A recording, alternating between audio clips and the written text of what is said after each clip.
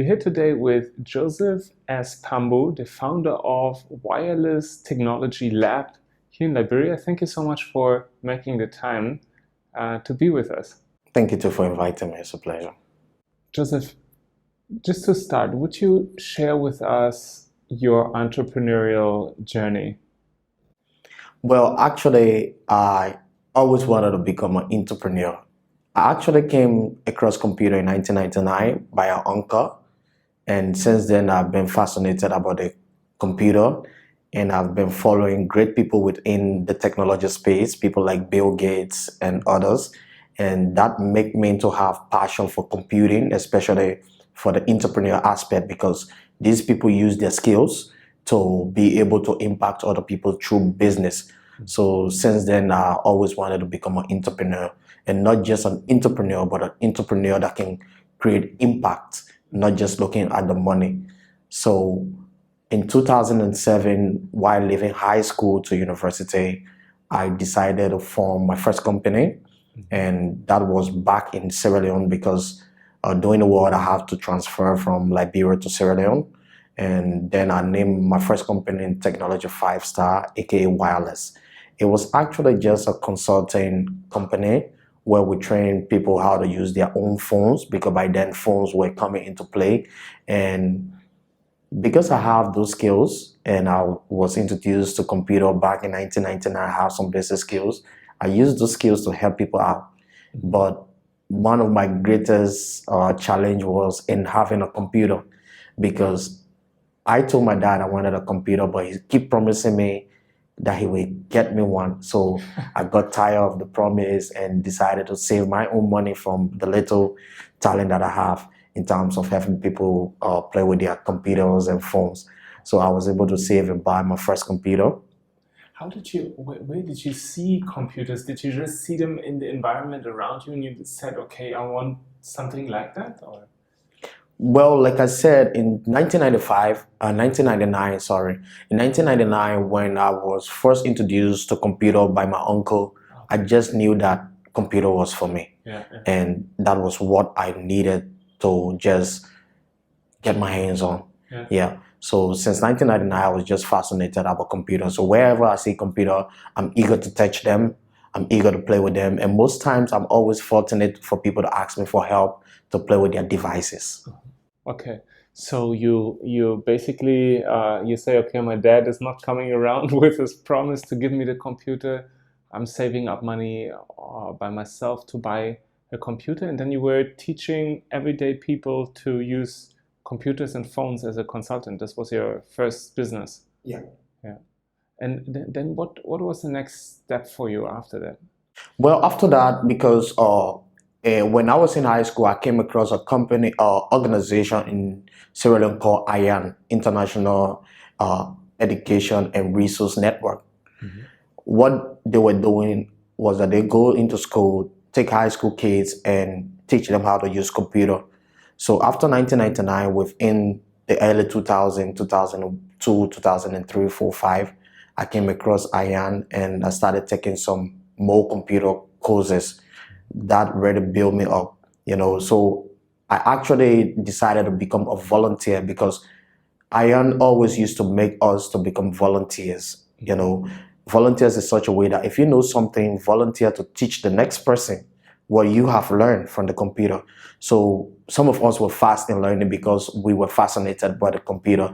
So we started teaching others. So I came across volunteerism and I became voluntary. So I came across after the founder of IAN, by then, the manager, he was not the founder, but he was the director for the Sierra Leone chapter. Okay. Yeah.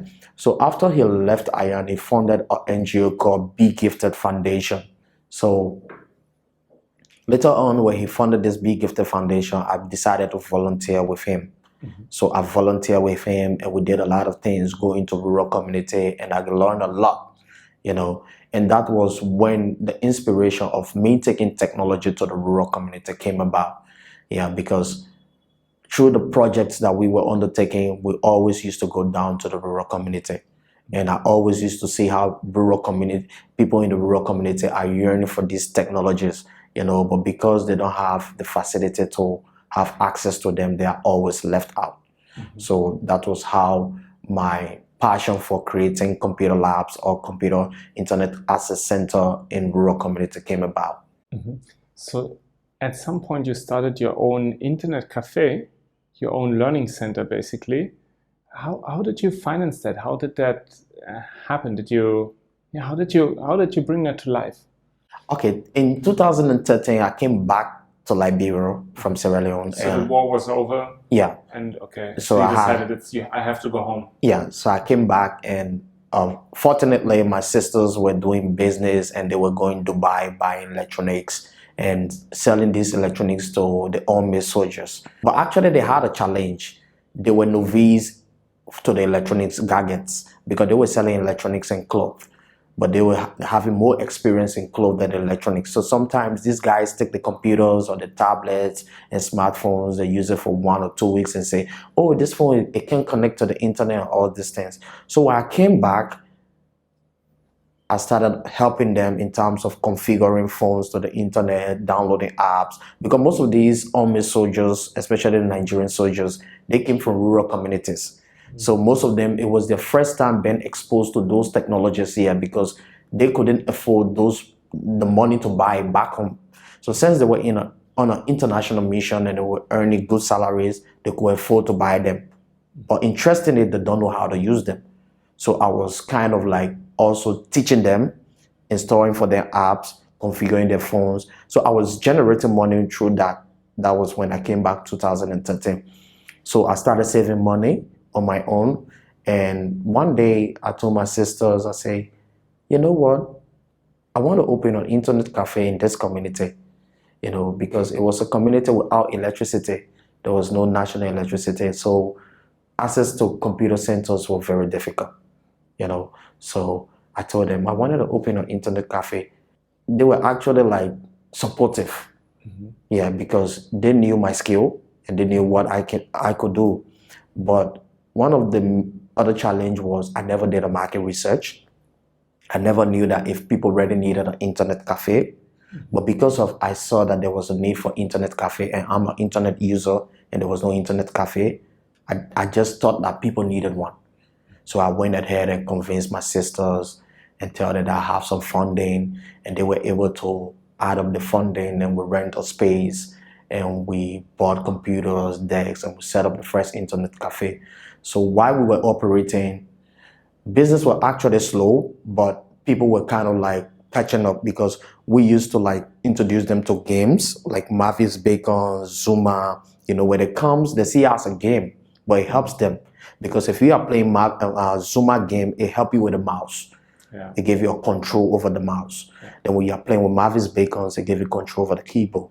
So we started training them with Mavis Bacon and keyboards and this and that. So they were actually coming for the games sometimes. Okay. Yeah. So most of them don't even care about the internet. And somewhere you tell them that, oh, this is a cafe, you can come and use internet. They'll give you a poor excuse. What is the excuse? I have internet on my phone. Okay. But if you ask them to show you a browser on their phone, they will show you Facebook logo. Okay. And when they want to access internet and there's no Facebook logo, they will tell you, my phone is not going on internet. So the understanding was very limited of what the internet is and what it can do for you. Yeah. So most of them never knew that internet is beyond Facebook. It's beyond social networking. You can do e-learning. You can learn a lot of things like places like YouTube, Coursera, Khan Academy. You can use those tools, But unfortunately, in 2014, Ebola struck. When Ebola struck, business went bad, and my community was hit because I operate in the Hotel Africa Road along the Banjao community, and Banjao was hit with Ebola. So we're all scared.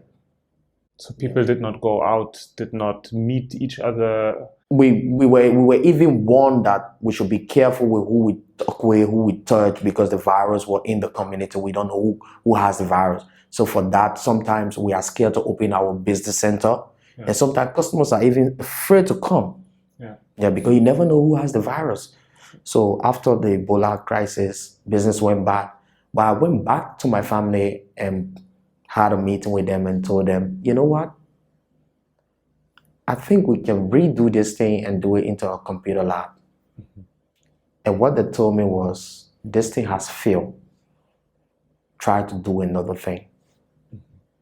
And I was actually convinced that the business failed, you know. And interestingly, I went to the University of Liberia on that morning to go and inquire, how can I enroll into the business college so I can have a business background? Because when I was in Sierra Leone, I was doing engineering at Frobe College. So when I saw this poster, there was a banner at the door of the University of Liberia. It says the Liberia IT Revolution Project. And it was saying that they are looking for entrepreneur. It was a post-Ebola business recovery project. And right there, my instinct told me that this is what you came here for. The organizations that were running that program was called Business Startup Center Morovia, and they were located at the back of the basketball court in the University of Liberia. So I diverted from going to the administrative building to BSc. Yeah. So I went and said, oh, I saw your poster and I'm interested. Wow. So life put you on a different path. Everyone told you, your family, and you yourself, you said, okay, my business has failed. Yeah. And you said, okay, I need to learn, go back to school. Yeah. Basically, but then life says no. Yeah. Come back, we need you as an entrepreneur. And the passion was still there as an entrepreneur. I had this feeling that because I never did business administration or management or this and that, maybe that was why my business failed. Yeah. You know, I never actually took the blame on the Ebola. Yeah. You know, so maybe it was a blessing in disguise, you know. So taking the challenge to go to university, because if I was not going to go there, I was never going to see that banner and that opportunity was going to pass by. So when I saw that banner and went, and BSc told me, oh, we are going to have our first workshop. I said, where? I said, at our lab.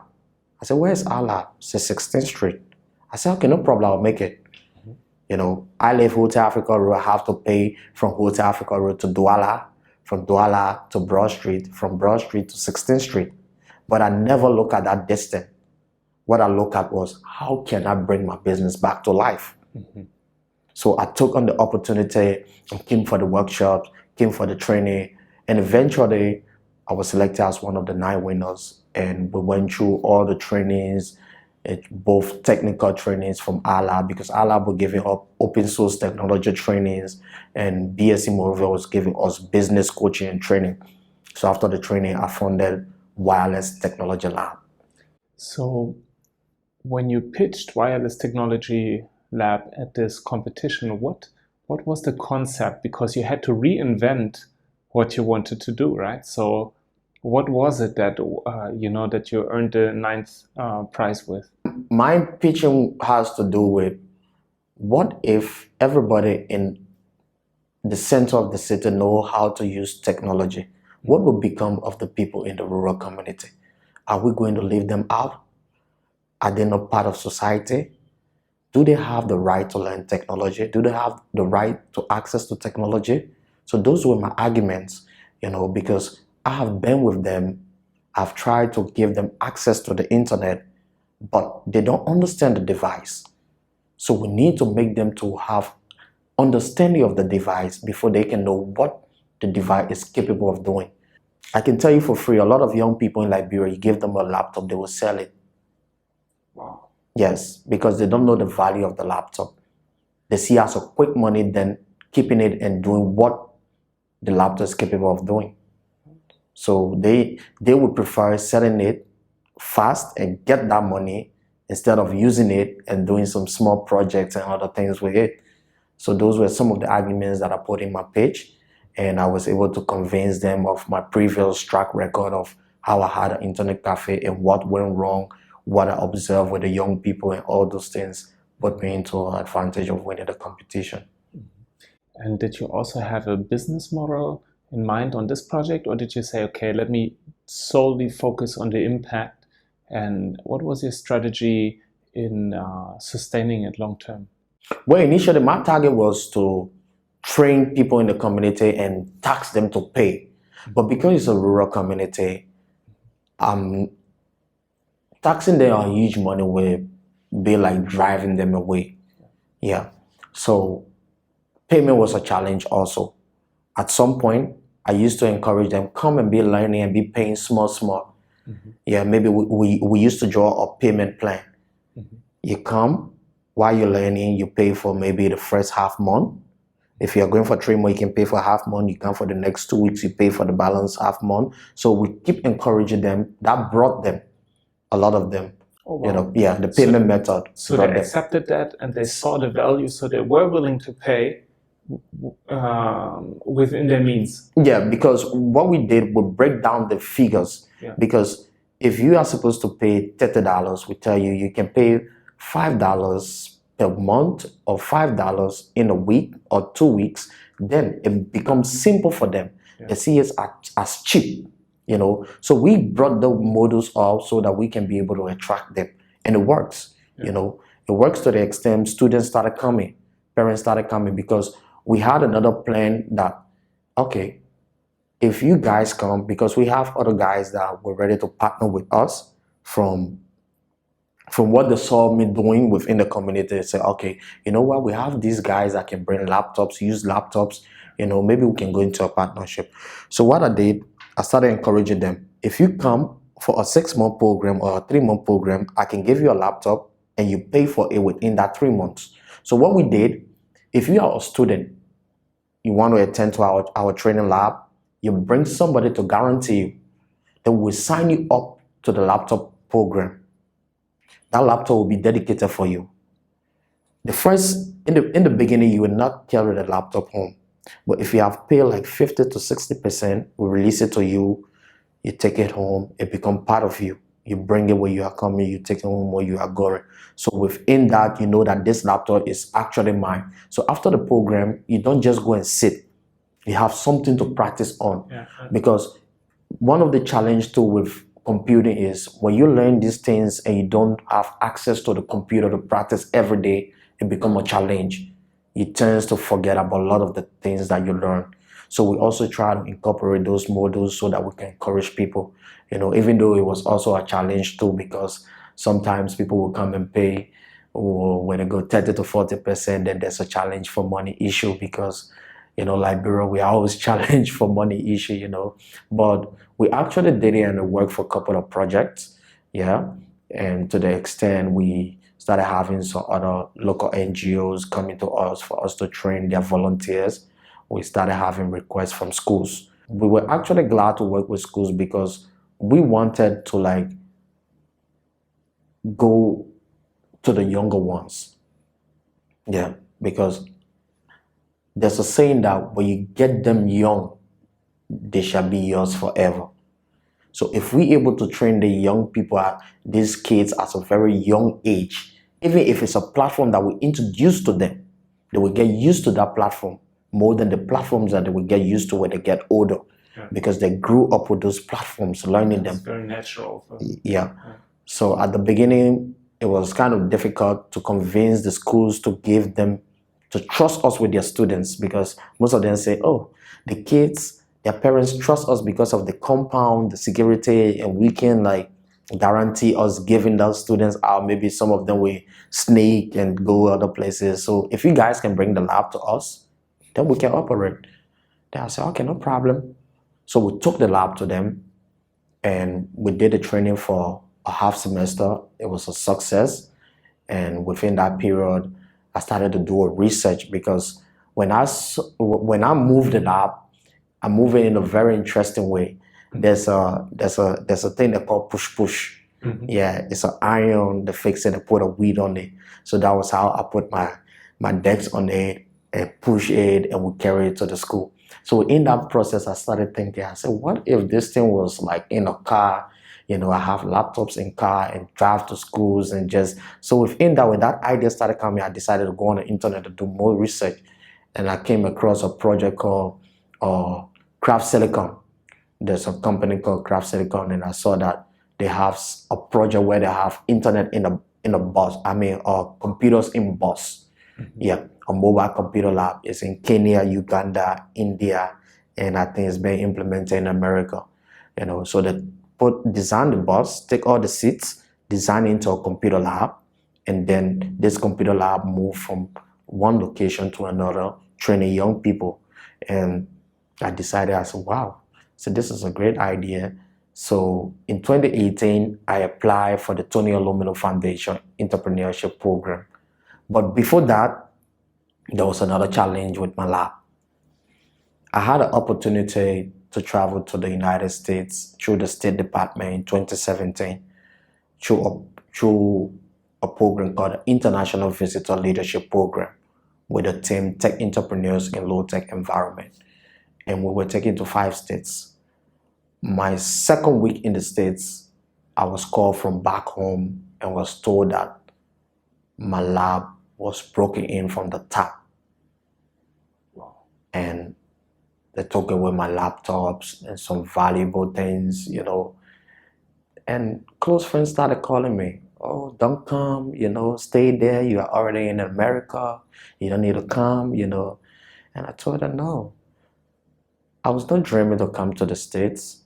What I was doing back home brought me here.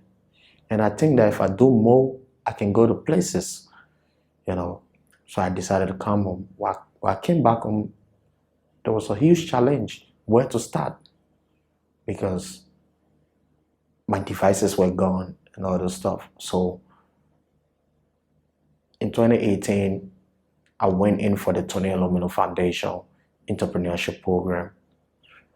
And because of, I was frustrated about how I was treated with my lab by it being vandalized and things being stolen, I decided to give my best shot to the TEF because I saw it as my only opportunity to revamp my business.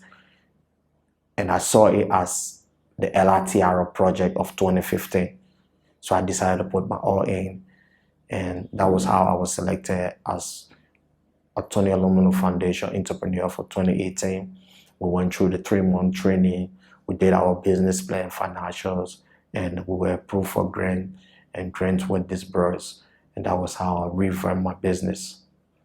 Wow, that's a powerful story. So every challenge seems to just, give you that energy to go all in again and find a way to make it happen. Yeah, because in every challenge, there's an opportunity also. Most times when you feel comfortable, you don't think out of the box. But when you are challenged, most times, that's when you think out of the box the most, because by then you are eager for solution. Yeah. Wow. So right now, your business model is that you support schools, you give the training at schools, you have the mobile computer lab, so you still accept individual families and people to train on computers as well. Did you restart what you were doing before TEF, or do you now focus solely on the schools? Well, presently, I focus on the school, but I also encourage people from outside the community because the school runs in the morning. So we will run the program in the morning for the schools. In the evening, we encourage the parents and other community dwellers to come and make use of the facility. So in the evening and night is for community dwellers and parents. In the morning is for strictly for students. But I have this long-time plan of developing an e-learning platform. A lot of people are having access to device and internet, but what are they doing with it? Most of the time, young people just on the internet Facebooking, or on YouTube watching movies or musical channel. But what about Khan Academy? What about Kosia? What about Linda? Even YouTube is a learning platform. There are a lot of things that I learned from YouTube. And interestingly, I've eaten money for YouTube because sometimes people come to me with problems with their phones or their computers. I say, okay, give me a minute. And I go to YouTube, find a solution, work it out, and they get paid. But how many people are doing that? Some people have access to the internet. They can go about the same way I'm going about to the YouTube to find those solutions. But do they have these understandings? Are they aware that there are problems, that solutions are already being found and they are out there on the internet, the World Wide Web? In my experience, it needs one genuine experience of the value that can be found on YouTube, somewhere else, they say, oh wow, I Googled, I found a solution, and now I'm able to do that, whether to dig a well, whether to build a roof or a house, whether to anything, an aqua farm. So yeah, absolutely right. I agree. So what is your plan for people then going on to your e-learning platform to have that experience of, there is real value in YouTube, Khan Academy, and all these places? Well, that is the main reason why we are going into schools. Yeah. Because when these kids are young, they are eager to learn. They're looking for new ways to learn. They're looking for new ways to understand things. So if we can show them these platforms and show them how to use it in the right manner, they shall grow up using this platform in the right manner instead of abusing it. Because these days, a lot of our friends are abusing the internet. See a lot of nude photos, a lot of unethical things. And even Facebook is now becoming a political ground. Everybody go there to force. While other people are making millions on Facebook, advertising their businesses, advertising their services, So it's understanding, awareness that can make people use this platform in a better way. But if they are not aware that you can generate money from Facebook, they will just go Facebook just to post anything. Yeah. It's really the mindset difference between, am I just being a passive consumer, am I being an active consumer that wants to learn something, and then am I thinking as a producer that wants to create value from what I take from the internet, and maybe even use the advertisement platform to start a business, start an NGO or something. How many young people have you impacted so far with your Well, enterprise? since 2015, we have operated with 3 schools, not to talk about the community. And those 3 schools, one of the schools had a population of 250 students. Wow. One has 300 and one was 150. Wow. Yeah. And for the community dwellers, we have been training closely up to 500 of them now. Wow. that have gone through our process. Yeah. Wow. Since 2015. And those are just the hard numbers, I guess. The real impact cannot be measured, because you would have to ask these young people in 15 years what they have done with what they've learned through your programs. And interestingly, most of them want to volunteer for me. Yeah, when they finish the program, they say, oh, can I work for you?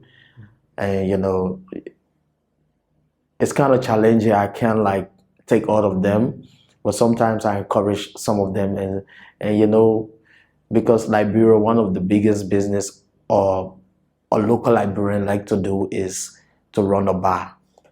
So sometimes some of them, when they learn these skills, if they don't find nothing else to do, they end up becoming some DJs in those bars, because in those communities, they are the only person who know how to use the computer.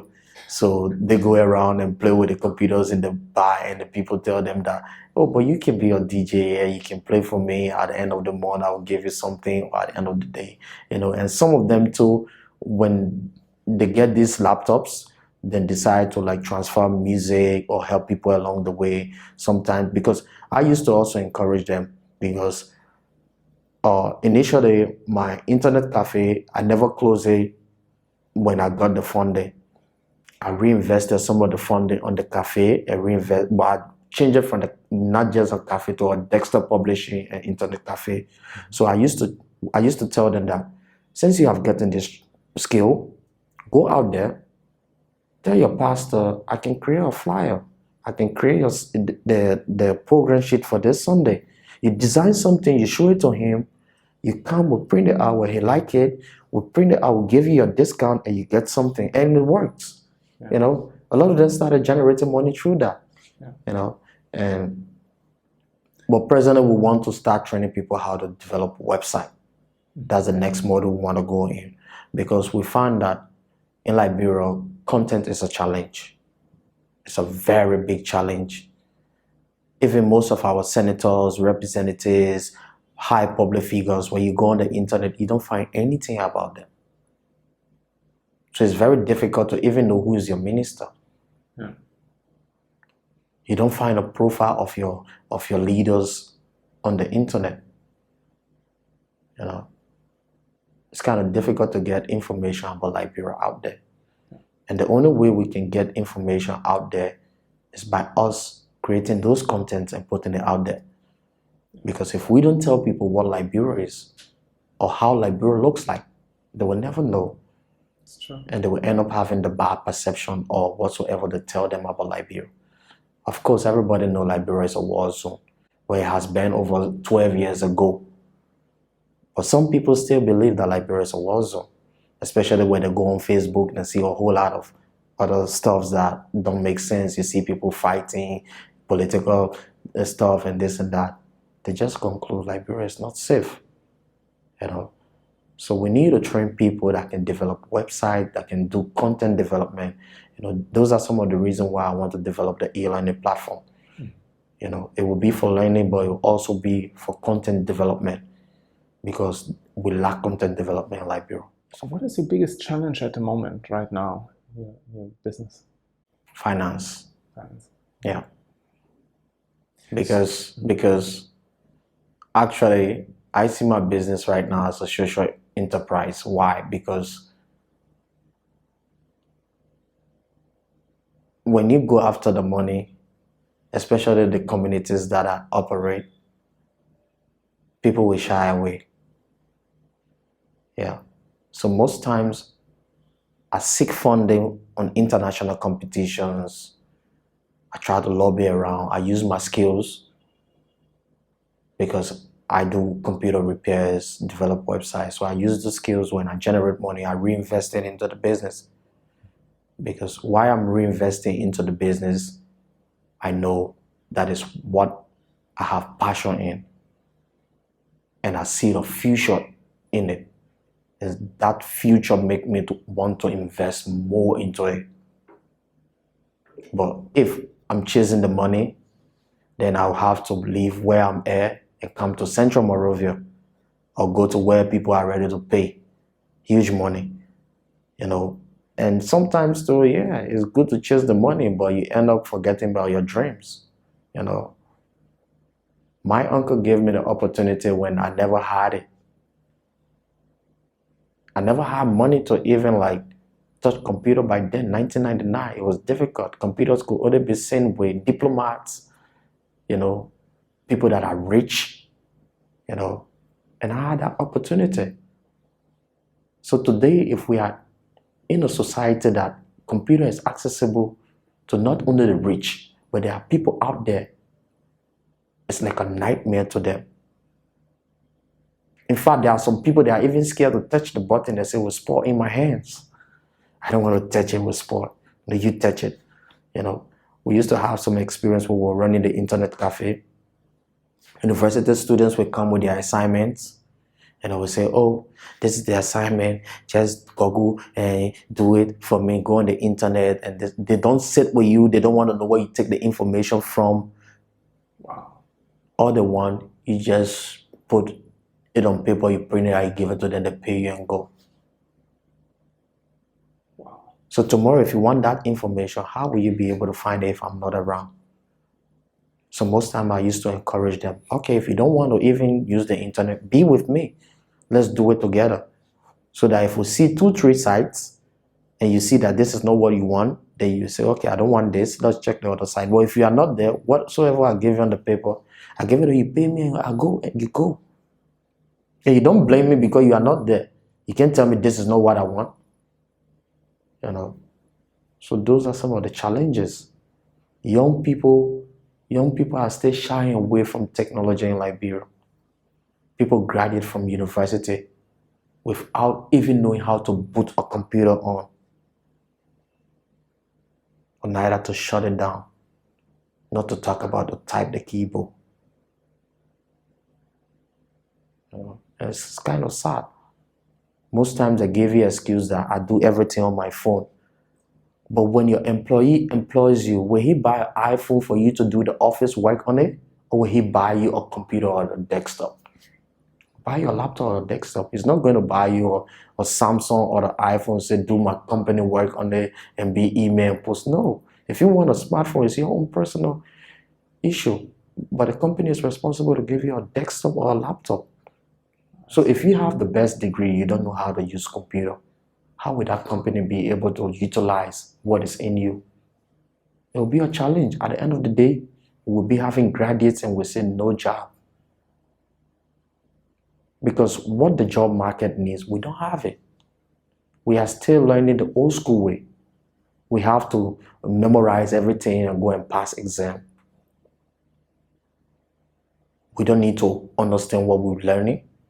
All we want to do is to memorize and go and pass. Is there anybody, any of your student that you know, where you say, wow, this person has surprised me in how they used what they learned with us in a practical, useful way in the community, maybe? Yes, I get one of my former students, but now he's in Grand Cape Mount. And he calls me every day and tell me, do you know what? I said, no. He said, I'm the IT guy here. Yeah. He said, everybody runs to me for solution. I said, that's great, you know. And actually, I knew that he was kind of a smart kid because every time he used to come, you know, he always wanted to be around. He's always eager to learn, you know. So when he told me that, oh, I'm the IT guy in my community, I was not surprised. Yeah, because, you know, when you have passion for these things, you end up to learn things on your own. Yeah, things that people have not taught you. Because what? You want to know more of this thing. You want to know more of this device. So you end up exploring it, you know, as compared to if you don't have passion for it. Maybe you just again just type and forget about it. You say I finished typing. So the natural curiosity, and then also probably seeing how useful it is for yourself, but also in how you can serve others with it. Yeah, the natural curiosity, the passion, determination, and perseverance. Because technology is something that sometimes it doesn't make sense to people that you think that it will make sense to. Even now in Liberia, the government is still finding it difficult to adopt technology because most of the people in high powers, they are computer illiterates. That is a market opportunity for you as well, I guess. Joseph, what would be your advice to a young Liberian today? My advice is simple. We are in the digital age. You know, when we were back in schools, we were told that they had the Stone Age, and in the Stone Age, we use stone as tools. In the Iron Age, we use iron as tools. In the Mental Age, we use mental as tools. And this is the computer age. So the tools that we need for this age is computer. So I advise every young man, if you want to have a better livelihood, if you want to transform your life, if you want to have the job that you dream of, you got to be a computer literate. You have to grow that passion for computing because these days we are hearing about artificial intelligence, virtual reality. Computers are coming for our jobs. So if you can control the computer take a job from you. So every young Liberians, if you don't have the opportunity at your school to learn computing, but you have a smartphone, instead of you going to Facebook every day just to look at other people's comments that are not relevant, go to some of these e-learning platforms like YouTube. YouTube is not only a video channel, but it's also an e-learning platform. There are other e-learning platforms. Let's make use of the internet to learn more, to explore more, to improve ourselves rather than to abuse it. Young Liberians, we need to stop abusing the internet and use it to improve ourselves. By then, our older folks will know that we are ready for this generation. If you could partner with anyone, who would it be and what would you ask them for? If I could partner with anyone, I would like to partner with companies that are into human development. I would like to ask them for resources. Mm-hmm. Of course, finance is a major resource, but most times finance is not all to it. I'm into the technology world. As a trainer, I need training also. So I need partners that will expose me to learn more, that I can be able to give those training back to my community. Partners that can provide resources like computers, so that I can be able to go back to my communities and provide low-cost computer training, even if it can be of free, because that's my dream, to impact rural Liberians with free computer training. Liberians that live in the slums, that don't have access to these things. So if I can have partners that can support me in terms of training me and my staffs, providing resources like computers, I think that would be better. Of course, finance is most needed, but most times I don't focus on the finance, because when you create impact, money come looking for you. Yeah. Very powerful. Thank you for sharing that. If you create impact, money comes looking for you. Wow. Thanks. You're welcome.